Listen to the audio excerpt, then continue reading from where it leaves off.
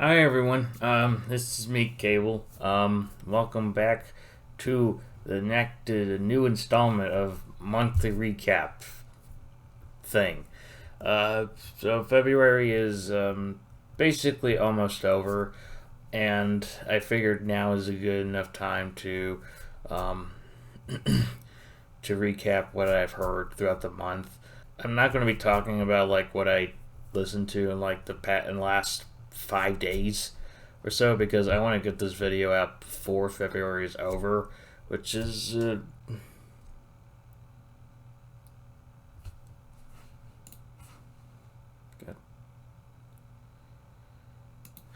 fucking damn it. Anyways, as I was saying, I want to get this video out before the month is over, so that's why I won't be counting those last 5 days. Though I will mention them when I do the March video. So, yeah, just a heads up. Anyway, I don't really want to delay this intro much further, so let's just jump right in.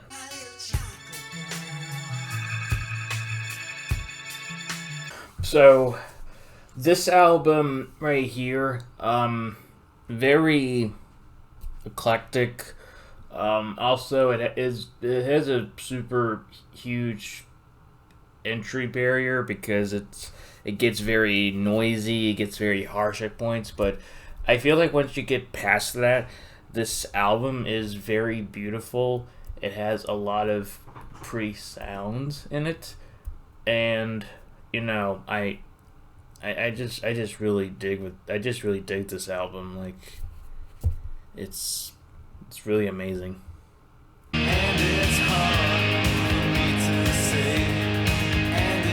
Now, I will give the band this. I am glad that they didn't do another Psycho Candy, because I feel like Psycho Candy is one of those albums that you can only do once. And so I'm glad that they changed it up a bit. And on the whole, I think this was pretty great. I'd say it's around the same quality as Psycho Candy, maybe a little bit weaker, but you know, I still thought this was pretty great.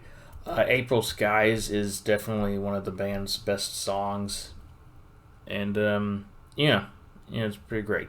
So I'm leaving this body, and I'm never coming home again. Holy crap! I actually love a Black Country New Road album.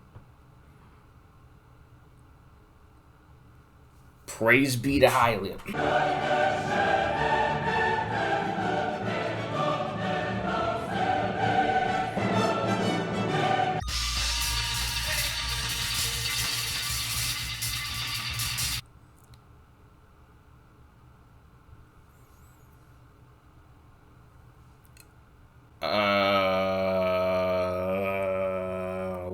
What just happened?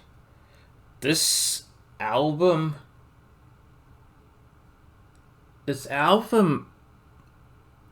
honest to God, feels like it shouldn't have happened. Like they went from making Spirit They're Gone, Spirit They Vanish to this. Really, this. Yeah, I didn't like this one, like, at all.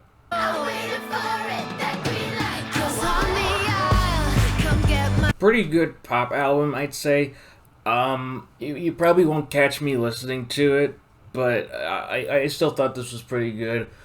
Green Light is a banger, and yeah, I can definitely see why a lot of people love this album.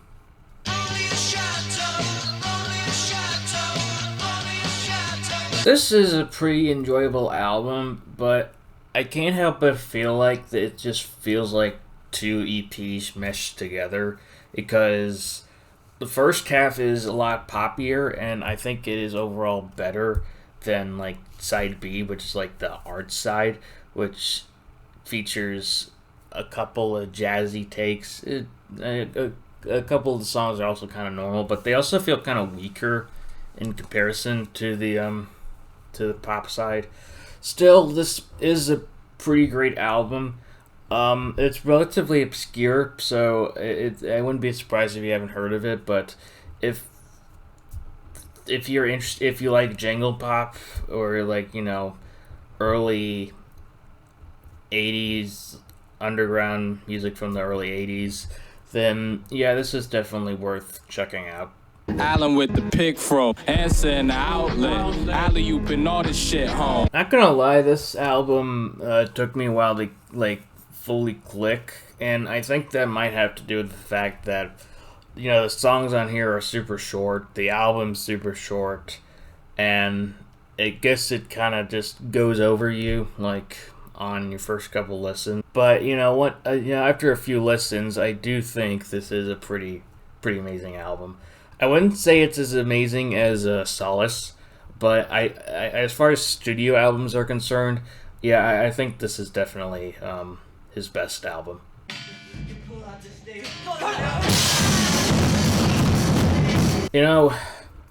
Part of me wants to say that this album is just Danse Manatee, but way better. And I guess in a way it is, but I feel like that doesn't really do a good job at explaining this album, because I feel like this album is definitely one of those examples where it takes its time. It builds things up, and the payoff pretty awesome. I like Pride and Fight and Forest Gospel are pretty kick-ass songs. The second half of this album is kind of weak in comparison to that first half, but still, this was pretty good, and I'd say that if you liked the ideas of Danse Manatee, but you hated the execution, definitely give this a shot. It's definitely worth checking out. Just think about it.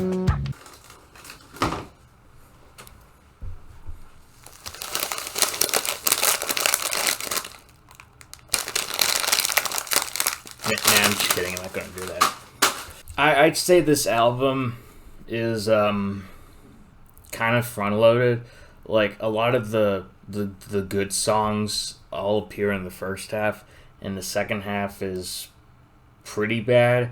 I'd say the last leg is very bad, which is a shame, because I honestly thought their first album was very decent, and like some of the songs on this album are also pretty good. Like, I'd say Rearranged is definitely one of Limp Bizkit's best songs, but on the whole, I can't help but feel a bit disappointed by this.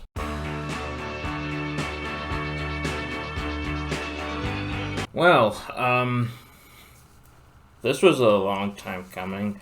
And for the longest time, the only two David Bowie albums I've heard were Rise and Fall of Ziggy Stardust and Low. And I was meaning to listen to this album right here for a while, but I guess 1 year too late is better than never, I guess. So, yeah, I do think this is a pretty amazing album. I wouldn't say it's as amazing as Low, but the title track, yeah, I can definitely see why everyone gets super hyped over the title track. It is definitely one of Bowie's best songs. Maybe his best song, even. I don't know. It's definitely up there.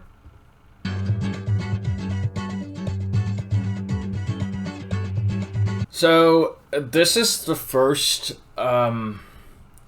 solo album from Panda Bear, and it's definitely an interesting listen. I wouldn't say it's like great, but I did enjoy it overall for what it is. It definitely has a very melancholic tone to it, and it just has an interesting vibe.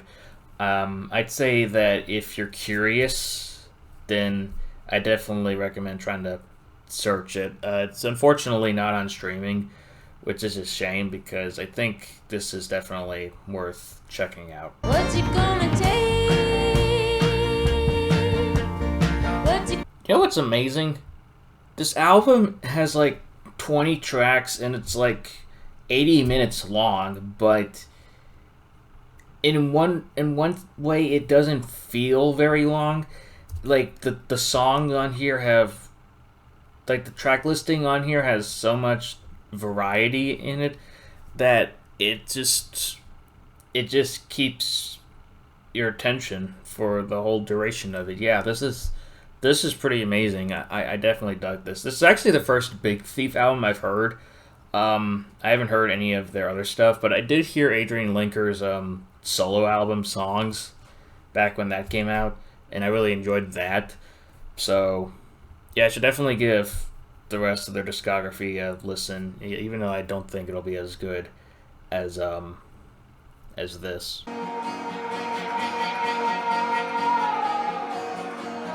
Wow, that was a very interesting album. Like, it was very pretty.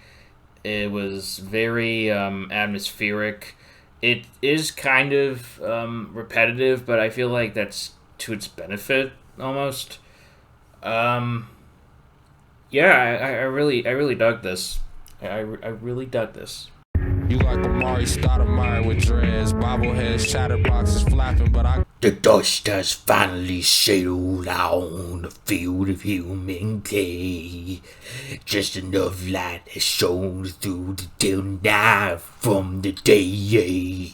We're incomplete and high. Okay, I'm done. Honestly, this EP is pretty uninteresting. Like, I can't help but feel like this is just a bunch of leftovers from some rap song sessions. I mean, it probably is, but I don't know, maybe that's just me.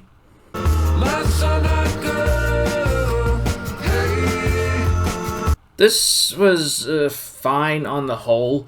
I do think Epro and Girl are two of Beck's best songs, but the second half kind of dragged a lot, and there are some other good songs throughout the track listing, but on the whole, I can't help but feel a bit underwhelmed by this.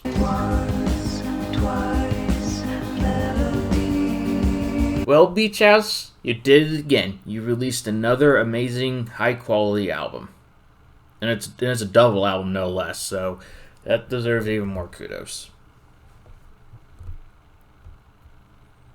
I don't know what else to say. I really liked this album.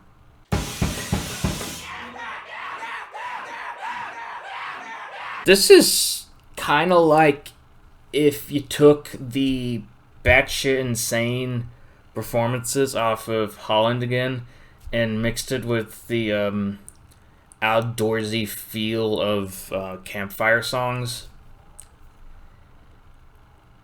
I really liked the first half of this album, but the second half, outside of Slippy, is not really as strong.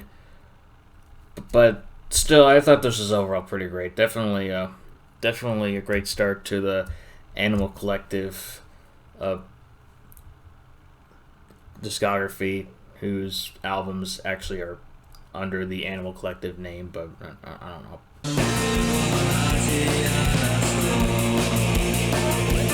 This is definitely more of a curiosity thing than like something super amazing. I mean, it's a bunch of leftovers, B-sides from the To See You Next Part of the Dream sessions. This was definitely enjoyable. The 17-minute version of White Ceiling, like, I feel like the ending is super great, but I feel like the build went on for too long, so I'm glad that on the album that he decided to shorten it down to 10 minutes. I feel like that was that was a lot better on the whole, so yeah.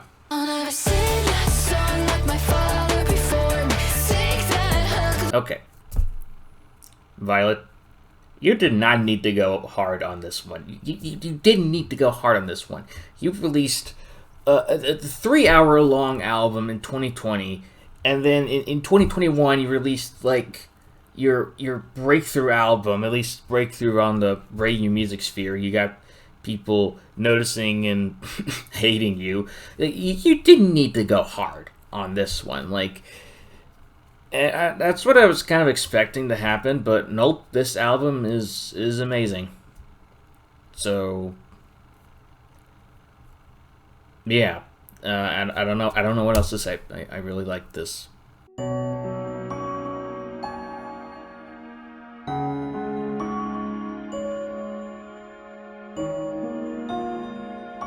I'll have 2 number 9s, a number 9 large, a number 6 with extra dip, a number 7, 2 number 45s, 1 with cheese, and a large